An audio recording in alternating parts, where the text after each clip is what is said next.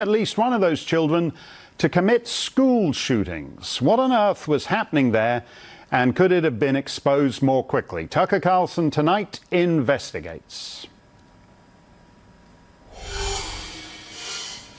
Ryan Mauro is director of the intelligence network at the Clarion Project, a non-profit that educates the public on radical Islam. He's assisted authorities in this investigation, and he joins us now.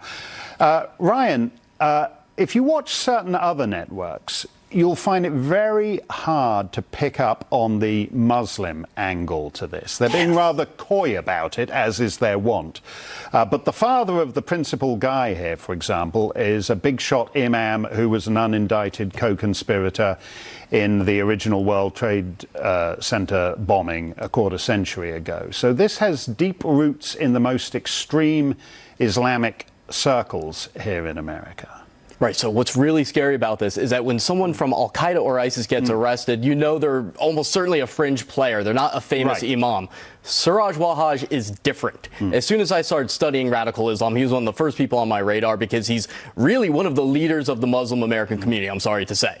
And he's very radical, and the type of things that he has been connected to in terms of a coalition with other groups are the types of things that this group, this compound in New Mexico, were preparing to do, or learning how to do, that type of ideology. We haven't connected the imam to that specific operation in New Mexico, but you don't have to, because what you're talking about is the extremist infrastructure that does the hard work. The easy work is the violent part. But in that sense, it seems more organized than some guy from Chechnya or wherever riding his car up onto the sidewalk and mowing down half a dozen people. In other words, that sort of freelance jihadism we've become used to. This seems something slightly more institutional.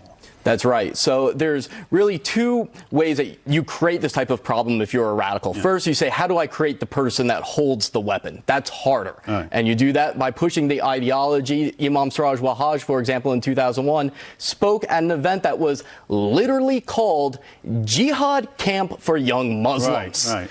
That's public. Yeah, they're not shy about this, are they? No, they've gotten a little bit better since 9/11. Let me ask you something, because normally with school shootings, you'll see things on Twitter where, or the Las Vegas thing, for example, where there'll be a little bit of talk, oh, I'm sure this will be terrorist, his name will be Ahmed or whatever, and then it turns out to be the usual alienated loner. But things don't stay separate. So if school shootings are effective, at some point, jihadists will cotton onto that and want to get a piece of the action. Well, look at how we all reacted to it, right?